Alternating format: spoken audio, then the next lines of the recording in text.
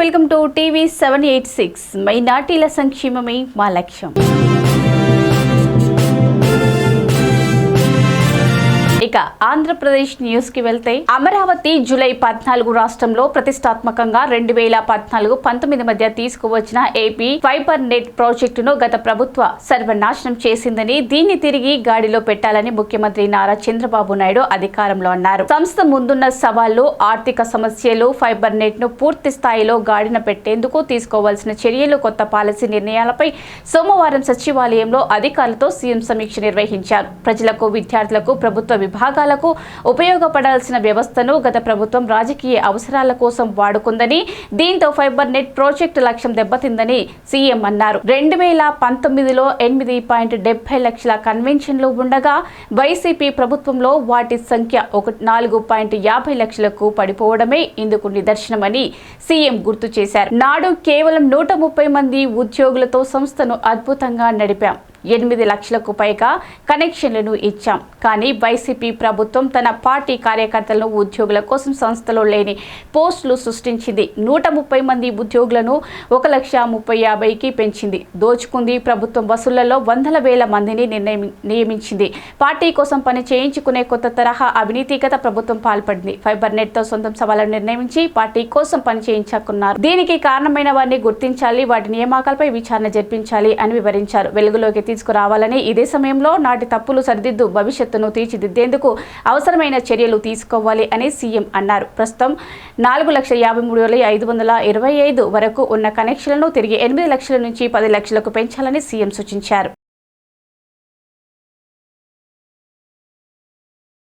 Commissioner chairperson Rayapati Shailaja సోమవారం Kakinada రంగనాయ medical college విద్యార్థినులతో మాట్లాడారు. తర్వాత ఆమె మీడియాతో మాట్లాడారు. స్టూడెంట్స్తో మాట్లాడితే చాలా బాధ అనిపించింది. టెక్నీషియన్లు ఇబ్బంది పెట్టడం చాలా బాధాకరమని అన్నారు. స్టూడెంట్ మానసిక క్షోభకి గురి అయ్యారు. గత బ్యాచ్తో కూడా ఇలానే బిహేవ్ చేశారు. ఇలాంటి పనులు చేస్తే చెప్పుతో కొట్టాలని అన్నారు. 2 నెలల ముందు కూడా ఇలా బిహేవ్ చేస్తే పోస్టింగ్ మార్చారు, అయినా మారలేదు. పేషెంట్లతో కూడా కళ్యాణ్ చక్రవర్తి ఇలానే ప్రవర్తించాడని అన్నారు. కాకినాడ రంగరాయ మెడికల్ కాలేజ్లో ఏదైతే గత వారం 8వ తారీఖు పేపర్లో ఒక వార్త వచ్చింది. ఆ తర్వాత 9వ తారీఖు కూడా ప్రిన్సిపల్ గారికి అనానిమస్ గా మెయిల్ పెట్టారు. అంటే ఎవరో పేరు తెలియకుండా ఇలా మేము ఇబ్బంది పడుతున్నాము గత నెల రోజులుగా అని గర్ల్స్ స్టూడెంట్స్ ఎవరైతే ఎంఎల్టీ చేస్తున్నారో వాళ్ళందరూ మెయిల్ పెట్టడం జరిగింది. ఆ రోజే 9th వచ్చింది. ఆ రోజే ముఖ్యమంత్రి గారు కూడా స్పందించి దీని మీద ఏం యాక్షన్ తీసుకున్నారని కలెక్టర్ గారికి, ఎస్పీకి కూడా వాళ్ళకి ఇచ్చి నాకు రిపోర్ట్ పంపించమని చెప్పారు ఆయన. సో దాన్ని ఫాలో అప్ చేయటానికి, అలాగే ఎవరైతే బాధితులు ఉన్నారో ఆ స్టూడెంట్స్ వాళ్ళతో మాట్లాడటానికి ఈ రోజు రావటం జరిగింది. అంటే పేరెంట్స్, వాళ్ళ తల్లిదండ్రులు వీళ్ళంతా కూడా సామాన్యమైన కుటుంబం, చిన్న కుటుంబాల నుంచి వచ్చిన వాళ్ళు. సో పేరెంట్స్ కష్టపడి చదివిస్తూ వీళ్ళు కూడా 1-2 గంటలు ట్రావెల్ చేసి ఇక్కడికి వచ్చి చదువుకోవటం, అంటే వాళ్ళ కాళ్ళ మీద వాళ్ళు నిలబడాలని అనుకొని ఇక్కడ ఇంత దూరం రావటం, చదువుకోవటం. సో ఇవన్నీ చేస్తూ ఇక్కడ ఒక వాతావరణం అనేది వాళ్ళకి సరిగ్గా అనిపిలా. ఎందుకంటే ఓ పక్క కష్టపడి చదువుకుంటూ ఇలాంటి అక్కడ పనిచేసే వాళ్ళతో, టెక్నీషియన్స్ తో వాళ్ళు ఏదైతే ఇబ్బందులు పడుతున్నారో అది నిజంగా చాలా బాధాకరం. అది ఎక్కడ కూడా జరగకూడదు. ఎందుకంటే ఆడపిల్లలు బయట చదువుకోవటానికి వెళ్ళినా, పనిచేసటానికి వెళ్ళినా ఆ వాతావరణం అనేది సురక్షితంగా ఉండాలి, ప్రశాంతంగా వాళ్ళు చేసుకోగలగాలి, హ్యాపీగా ఇంటికి వెళ్ళాలి. కానీ రోజు ఇక్కడికి వచ్చి ఎవడో వాళ్ళు ముట్టుకొని, లేకపోతే అసభ్యకరమైన మాటలని అవన్నీ భరించడం ఎలాంటి ఒక మానసిక క్షోభో మా అందరికి తెలుసు. ఎందుకంటే మేము ఆడవాళ్ళమే కాబట్టి. సో వాళ్ళ బాధ నేను అర్థం చేసుకోగలను. అందుకే ఈ రోజు ఆ స్టూడెంట్స్ అందరిని కలిసి అసలు ఏమైంది, వాళ్ళు ఏంటంటే ముందు ఎక్కడైనా అండి కంప్లైంట్ చేయడానికి భయపడతారు. ఎందుకంటే మేము కంప్లైంట్ చేసినా మాకు న్యాయం జరుగుతుందా లేదా అనేది ఒకటి మొదటి భయం.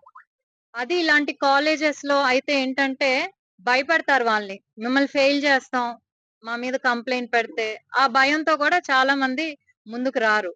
సో ఏదైతే ఈ టెక్నీషియన్ ఉన్నాడో అది అతని మీద ఇప్పుడే కాదు, ముందు నుంచి జరుగుతూనే ఉంది. అంత ముందు పాస్ అవుట్ అయిన బ్యాచ్ కానివ్వండి, వాళ్ళ మీద కూడా జరిగింది. కాకపోతే వాళ్ళు ఎవరు కూడా ధైర్యంగా వచ్చి చెప్పలే. ఎందుకంటే భయం వలనో, లేకపోతే ఆ ఫొటోస్ మేము 10 మందికి పంపిస్తాం. ఇది అది కామన్ అయిపోయింది. ఇప్పుడు ప్రతి ఒక్కడు ఏంటంటే ఒక ఫోటో తీసేసి దీన్ని సోషల్ మీడియాలో పెడతాం. నువ్వు మా మీద చెప్తే అనేది బెదిరించడం చాలా తేలికైపోయింది. దానివల్ల కూడా ఆడపిల్లలు భయపడి కూడా చెప్పట్ల. సో ముఖ్యంగా ఇప్పుడు బయటపడింది ఎందుకంటే వాళ్ళు ధైర్యంగా ముందుకొచ్చి చెప్పారు. సో ముందు దానికి వాళ్ళని అభినందించాలి. ఎవరు కూడా మనకి ఇష్టం లేని ఒక వ్యక్తి మనల్ని ముట్టుకుంటే మనం భరించాల్సిన అవసరం అయితే లేదు. అక్కడే కుదిరితే చెప్పు తీసుకొని కొట్టాలి వాడిని. కుదిరితే. లేపోతే మనకక్కడ టీచర్స్ ఉంటారు, ప్రొఫెసర్స్ ఉంటారు, మన ప్రిన్సిపల్స్ ఉన్నారు, వీళ్ళందరూ ఉన్నారు. వాళ్ళ దగ్గరికెళ్ళి చెప్పాలి. సో అంతకుముందు ప్రొఫెసర్స్‌కి చెప్పారు. ఇప్పుడే కాదు 2, 3 మంత్స్ ముందు కూడా చెప్పారు. సో వాళ్ళని ఆ ప్లేస్ నుంచి మార్చారు వేరే పోస్టింగ్‌కి. అతనికి వార్నింగ్ ఇచ్చారు. సో వార్నింగ్ ఇచ్చినా కూడా అతనేంటి భయపడలా. ఇంకా కంటిన్యూ చేస్తూనే ఉన్నాడు. ఎందుకంటే వార్నింగే కదా ఏమవుద్ది అనుకున్నాడు. అండ్ మాకు స్టూడెంట్స్ చెప్పిందంటే ఏంటంటే పేషెంట్స్ తో కూడా ఇతను ఇలానే బిహేవ్ చేస్తాడని. కొంచెం చక్కగా ఉన్న పేషెంట్స్ తో అయితే వాళ్ళతో ఒకలాగా వ్యవహరిస్తాడు. సో అదే విధంగా ఇలా స్టూడెంట్స్ ని కూడా ఇబ్బంది పెడుతూ ఉన్నాడని.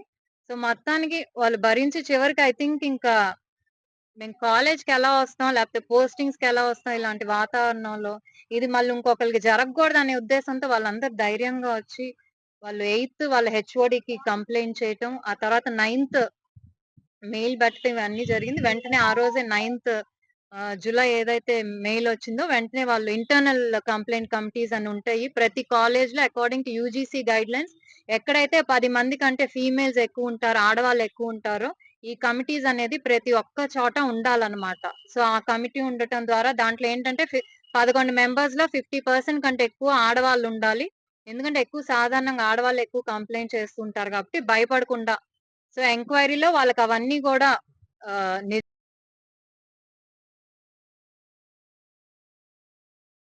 సుపరిపాలనలో తొలి అడుగు కార్యక్రమంలో మంత్రి కొండవల్లి శ్రీనివాస్ పాల్గొన్నారు. గంగవరం మండలం రామవరం వద్ద మంత్రి కొండవల్లి శ్రీనివాస్ కు ఎమ్మెల్యే మిరియాల శిరీషాదేవి స్వాగతం పలికారు. అనంతరం సుపరిపాలన తొలి అడుగు కార్యక్రమంలో పాల్గొని ఇంటింటికి వెళ్లి పాలనపై ఆరా తీశారు. సంవత్సర కాలంతో కూటమి ప్రభుత్వం చేసిన అభివృద్ధిని తెలియజేశారు. అమరావతి జులై ఏపీ హోంమంత్రి వంగలపూడి అనిత అన్నారు. ముఖ్యమంత్రి చంద్రబాబుపై ఫెర్నీనాని చేసిన వ్యాఖ్యలపై అనిత స్పందించారు. నిద్ర లేస్తూనే 4 రకాల మందులు 10 సంతకాలు పెట్టడానికి చేతులు వణికేవారు చంద్రబాబు గురించి మాట్లాడుతున్నారు అని మండిపడ్డారు. వయసైపోయి ఎన్నికల్లో పోటీకి కొడుకుని దింపిన విషయం వైసీపీ నేత మాజీ మంత్రి ఫెర్నీనాని మార్చారు అని ప్రశ్నించారు. ఎవరు ఎప్పుడు చనిపోతారో చెప్పడానికి ఫెర్నీనాని ఎవరన్నా దేవుడా అని ప్రశ్నించారు. రెచ్చగొట్టే వ్యాఖ్యల్లో పబ్బం గడుపుకోవాలని చూసేవారికి ఉపేక్షించమని హోంమంత్రి అనిత హెచ్చరించారు. నమస్కారం. ఈరోజు ప్రత్యేకంగా ఎన్డీఏ గవర్నమెంట్ మనకి పవర్లోకి వచ్చిన తర్వాత సంవత్సరం అయిన కారణంగా ఈరోజు ఈగల్కి సంబంధించి కార్యకలాపాలు కానీ గాంజా నిర్మూలనకి గవర్నమెంట్ ఏం చేస్తుందన్న విషయాలు కానీ ప్రజలకి చెప్పాల్సిన బాధ్యత, అదేవిధంగా ప్రజలకి మోటివేట్ చేయాల్సిన బాధ్యత కూడా ఉంది. కాబట్టి ఈరోజు మీ అందరి ముందుకు రావడం జరిగింది. ఈరోజు పర్టికులర్గా చెప్పాలంటే ఒక గాంజాయి మహమ్మారి నుంచి రాష్ట్రాన్ని రక్షించడానికి గౌరవ ముఖ్యమంత్రి గారు నారా చంద్రబాబు నాయుడు గారు లిటరల్లీ చెప్పాలంటే ఒక యజ్ఞమే చేస్తున్నారు.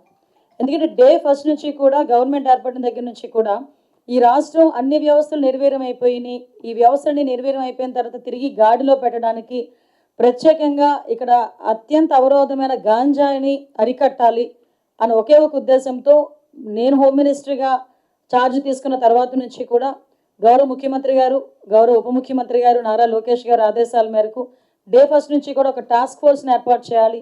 టాస్క్ ఫోర్స్ ఏర్పాటు చేయడం ద్వారా కొంత గాంజాయి విషయంలో చాలా ఎక్కువగా మనం దృష్టి పెట్టి దాన్ని నివారించే కార్యక్రమాలు చేయాలి అని చెప్పి ఆ రోజు ఆలోచన చేసుకొని ఆ రోజు నుంచి ఈ రోజు వరకు కూడా ఎక్కడా కూడా శక్తి వంచన లేకుండా, పర్టికులర్గా ఈ వర్డ్ ఎందుకు ఉపయోగిస్తున్నానంటే శక్తి వంచన లేకుండా పని చేసాం కాబట్టి ఈ రోజుకి గాంజా విషయంలో మేము రిజల్ట్ ఆ ఫలితాన్ని కూడా మేము అందుకోగలుగుతున్నాం, మీ అందరికీ కూడా అందించగలుగుతున్నాం.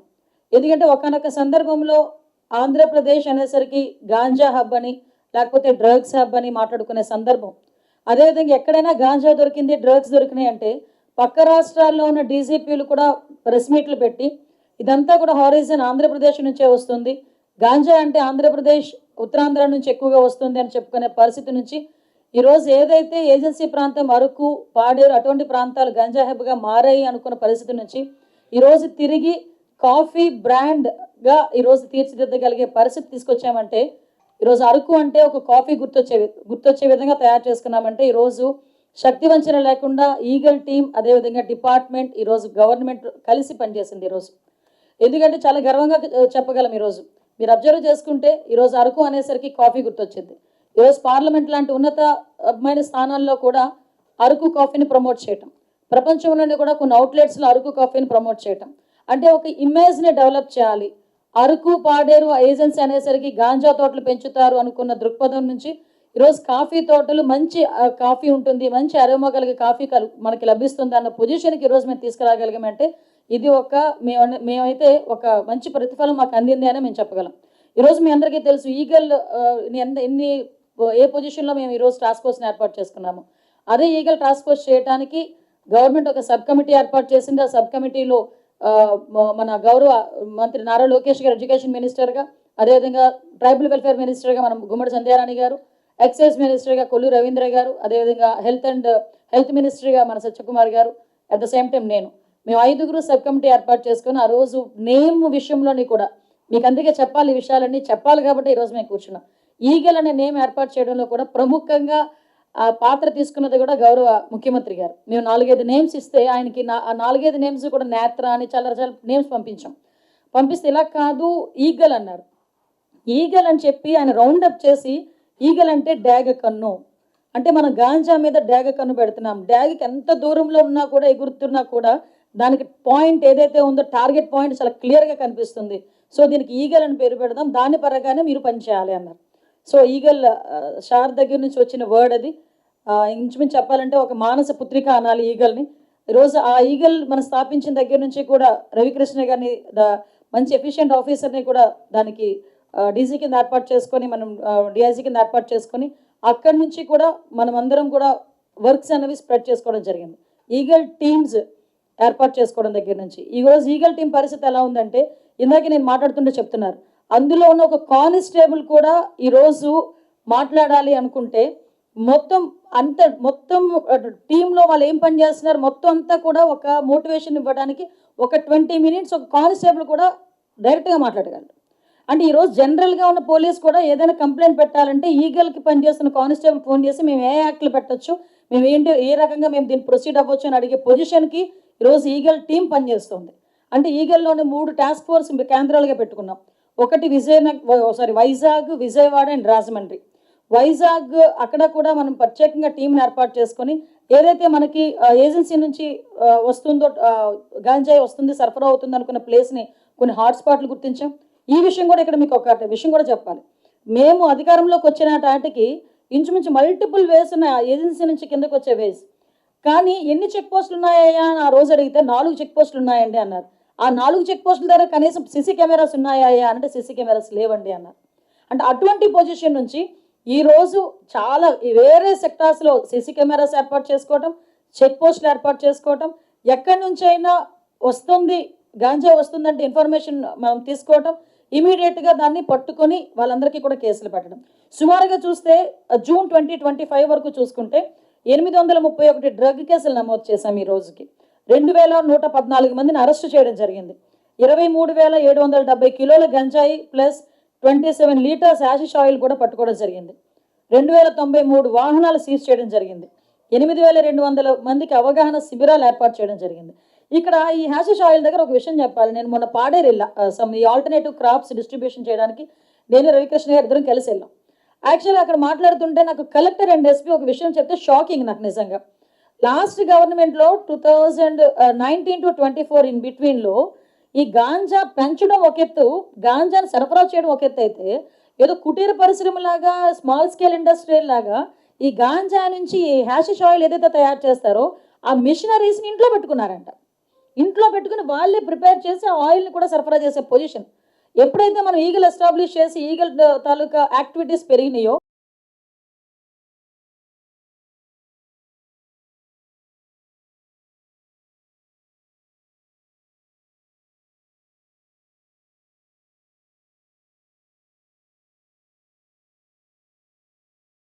రైతులకు పగటిపూట నిరంతరాయంగా 9 గంటల పాటు నాణ్యమైన విద్యుత్ సరఫరా చేయడానికి రాష్ట్ర ప్రభుత్వం అధిక ప్రాధాన్యం ఇస్తున్నట్లు రాష్ట్ర విద్యుత్ శాఖ మంత్రి శ్రీ గొట్టిపాటి రవికుమార్ చెప్పారు. ఒంగోలు కురిచేడు మండలం కల్లూరు గ్రామంలో 90 సెంటీమీటర్లలో 3.8 కోట్ల ఖర్చుతో నిర్మిస్తున్న 33.11 kV విద్యుత్ సబ్ స్టేషన్ కు రాష్ట్ర సాంఘిక సంక్షేమ శాఖ మంత్రులు డాక్టర్ డోలా శ్రీ బాలవీరాంజనేయ స్వామి, రాష్ట్ర వ్యవసాయ commission vice chairman Sri Marreddy Srinivas రెడ్డితో కలిసి సోమవారం శంకుస్థాపన చేశారు. ఈ సందర్భంగా మంత్రి రవికుమార్ మాట్లాడుతూ 5 నెలల్లోనే ఈ స్టేషన్ కు పూర్తి చేసి ఈ సందర్భంగా మంత్రి రవికుమార్ మాట్లాడుతూ 5 నెలల్లోనే ఈ స్టేషన్ ను పూర్తి చేసి కల్లూరు, కొత్త కల్లూరు, పశ్చిమ నాయుడుపాలెం, కాశీపురం ప్రాంతాల రైతులకు లో వోల్టేజ్ లేకుండా నాణ్యమైన విద్యుత్ను సరఫరా చేస్తామన్నారు. రైతుల అవసరాలకు గురించి వాటిని తీర్చే విధంగా విద్యుత్ శాఖ పనిచేస్తున్నట్లు మంత్రి స్పష్టం చేశారు. వైసీపీ నేతలు మొత్తం బెదిరింపులు, హత్యలు చేయడం ఇంకా మానుకోలేదని గాదే వెంకటేశ్వరరావు అన్నారు. గుంటూరులోని జనసేన పార్టీ కార్యాలయంలో మీడియా సమావేశం నిర్వహించారు. పని లేని ఫెర్నినాని చంద్రబాబు నాయుడు పవన్ కళ్యాణ్ గురించి నోటికి ఇష్టం వచ్చినట్లు మాట్లాడుతున్నారు అంటూ ఆగ్రహం వ్యక్తం చేశారు. పవన్ కళ్యాణ్ గురించి పిచ్చి పిచ్చిగా మాట్లాడితే శవం కూడా దొరకదని, పోస్టుమార్టం దాకా తెచ్చుకోవద్దని హెచ్చరించారు. చిత్తూరు జిల్లా శాంతిపురం మండలం కర్లగట్టు గ్రామ పంచాయతీ పరిధిలోని తమ్మిగానిపల్లి గ్రామంలో భూ వివాదాల కారణంగా వృద్ధురాలిని కరెంటు స్తంభానికి కట్టేసిన గ్రామస్తులు. ఆస్తి గొడవల్లో తన తల్లిని స్తంభానికి కట్టేశారని సోషల్ మీడియాలో పోస్టు చేసిన సురేష్, తన అన్న మంజునాథ్ ఇలా చేశాడని సురేష్ ఆరోపణ. మీడియాపై స్పందించిన డీఎస్పీ పార్థసారథి వీడియో పోస్టు చేసిన వ్యక్తిని అదుపులోకి తీసుకున్నట్లు వెల్లడి.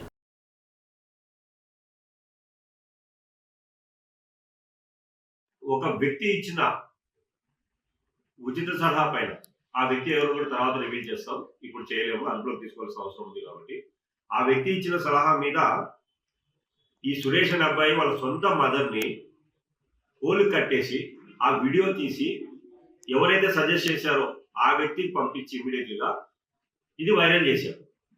సీఎం కాన్స్టిట్యూన్సీలో ఇలా జరిగింది అని చెప్పి సమస్యను పరిష్కరించుకోవడం కోసం, ఆస్తి సమస్యను పరిష్కరించుకోవడం కోసం ఈ విధంగా అతడు వైరల్ చేశాడు.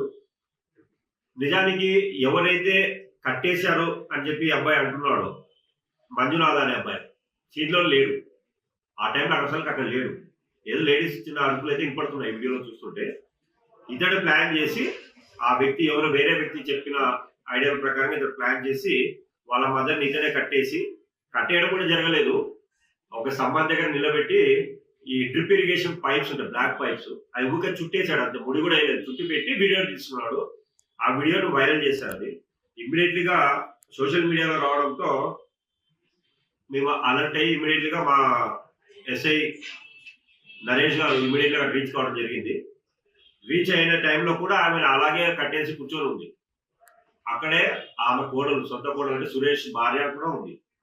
అందరూ ఉన్నారు కానీ ఆమెని బయటికి తీసే ప్రయత్నం చేయలేదు.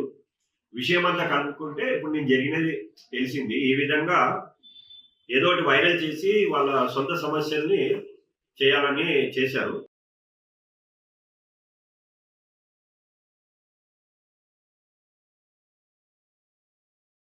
తిరుమల అన్యమత ఉద్యోగస్తులను తొలగించి శుద్ధి చేయాల్సిన సమయం ఆసన్నమైంది. అందరినీ తొలగించే ప్రక్రియ టీటీడీ ప్రారంభించిందని టీటీడీ పాలక మండలి సభ్యుడు భానుప్రకాష్ రెడ్డి అన్నారు. రాజశేఖర్ బాబు ప్రతి ఆదివారం ప్రార్థనలకు వెళ్లారు. నిన్న డిప్యూటీ ఎగ్జిక్యూటివ్ ఇంజనీర్ ఐలయ్య కారుపై ప్రైజ్ ది లార్డ్ అని స్టిక్కర్ వేసుకుంటాడు. 22న జరిగే ధర్మకర్తల మండలి సమావేశం సుదీర్ఘంగా చర్చిస్తాం. డిప్యూటీ ఇంజనీర్ ఇంట్లో సోదాలు చేస్తే హిందూ దేవుళ్ళు విగ్రహాలు ఒకటి కూడా లేవు అని, యేసుకు సంబంధించిన చిహ్నాలు, సాహిత్యాలు మాత్రమే ఉన్నాయి. సస్పెండ్ చేయడం కాదు, సర్వీస్ నుంచి రిమూవ్ చేయాలనే డిమాండ్ పెరుగుతోంది. తిరిగి హిందూ మతం స్వీకరిస్తే టీటీడీలో నిధులు కొనసాగించేలా చర్యలు తీసుకోవచ్చు అనే కోణంలో ఆలోచిస్తున్నామని ఆయన టీటీడీ అన్య మతస్థులకు ఆఫర్ ఇచ్చారు.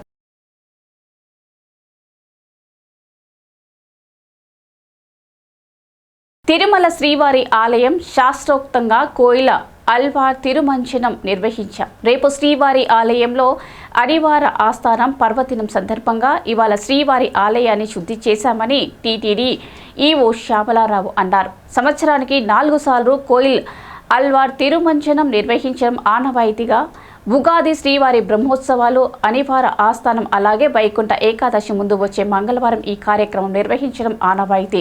ఈ కార్యక్రమంలో టీటీడీ చైర్మన్ అదనపు ఈవో అందరూ పాల్గొన్నారు.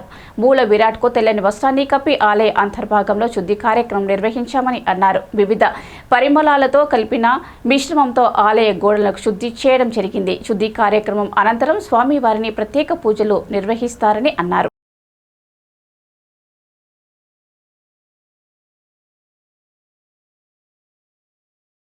తిరుపతి రైల్వే స్టేషన్లో అగ్ని ప్రమాదం సంభవించింది. రాయలసీమ నుంచి షిరిడి వెళ్లే ఎక్స్ప్రెస్ ట్రైన్ లూప్ లైన్లో ఉండగా ఒక్కసారిగా మంటలు చెలరేగాయి. ఆ మంటలు కాస్త 2 బోగీలకు వ్యాపించడంతో ఘటనా స్థలంలో భారీగా మంటలు ఎగిసిపడ్డాయి. ప్రమాదాన్ని గమనించిన స్థానికులు వెంటనే అగ్నిమాపక సిబ్బందికి సమాచారం ఇచ్చారు. సమాచారంతో ఘటనా స్థలానికి చేరుకున్న ఫైర్ సిబ్బంది మంటలను అదుపు చేస్తున్నారు. గుంటూరు జిల్లా పొన్నూరు శివారు జీబీసీ రోడ్డు కంటెపుడి అడ్డు రోడ్డు వద్ద సోమవారం సాయంత్రం కూల్ డ్రింక్స్లో వెళ్తున్న ఆటో ప్రమాదవశాత్తు ఎదుటి వాహనం తప్పించబోయి బోల్తా కొట్టింది. ఈ ఘటనలో డ్రైవర్కు స్వల్ప గాయాలయ్యాయి. కూల్ డ్రింక్స్ కంపెనీ వారు వెంటనే ముఠా కూలీలను పంపించి రోడ్డుపై ఉన్న కూల్ డ్రింక్స్ బాటిళ్లను తొలగించారు. అర్ధగంట పాటు ట్రాఫిక్కు అంతరాయం జరిగింది. బాపట్ల జిల్లా చీరాల ఐక్యానగర్ నందున్న కారంచెడు మృత వీరుల రుధిర క్షేత్రం వద్ద నాయకులు దుడ్డు భాస్కరరావు, లక్ష్మీ నరసయ్య తదితరులు విలేకరుల సమావేశం ఏర్పాటు చేశారు. ఈ సందర్భంగా పలువురు మాట్లాడుతూ 1985లో కారంచెడు మాదిగమల్లెలో ఉన్న మాదిగలపై అగ్రవర్ణాలకు చెందిన కొందరు భూస్వాములు దాడి చేసి పలువురిని అతి దారుణంగా హత్య చేశారు. ఈ ఘటన జరిగి 40 సంవత్సరాలు పూర్తవుతోంది. ఈ ఘటనలో దోషులకు శిక్షలు పడటానికి చాలా పోరాటం చేశాం. కత్తి పద్మారావు మరి కొంతమంది ప్రముఖులు, దళిత నేతలు చాలా కృషి చేశారు. 17వ తేదీన రుధిర క్షేత్రం వద్ద భారీ సభ నిర్వహిస్తున్నాం అని తెలిపారు. బాపట్ల జిల్లా చీరాల ఐక్యానగర్ నందున్న కారంచెడు మృత వీరుల రుధిర క్షేత్రం వద్ద నాయకులు దుడ్డు భాస్కరరావు, లక్ష్మీ నరసయ్య తదితరులు విలేకరుల సమావేశం ఏర్పాటు చేశారు. ఈ సందర్భంగా పలువురు మాట్లాడుతూ 1985లో కారంచెడు మాదిగమల్లెలో ఉన్న మాదిగలపై అగ్రవర్ణాలకు చెందిన కొందరు భూస్వాములు దాడి చేసి పలువురిని అతి దారుణంగా హత్య చేశారు. ఈ ఘటన జరిగి 40 సంవత్సరాలు పూర్తవుతోంది. ఈ ఘటనలో దోషులకు శిక్షలు పడటానికి చాలా పోరాటం చేశాం. కత్తి పద్మారావు మరి కొంతమంది ప్రముఖులు, దళిత నేతలు చాలా కృషి చేశారు. 17వ తేదీన రుధిర క్షేత్రం వద్ద భారీ సభ నిర్వహిస్తున్నాం అని తెలిపారు. సో ఇవండి ఇవాల్టి ఆంధ్రప్రదేశ్ న్యూస్. మరో న్యూస్లో మళ్ళీ కలుసుకుందాం. అంతవరకు చూస్తూనే ఉండండి టీవీ 786.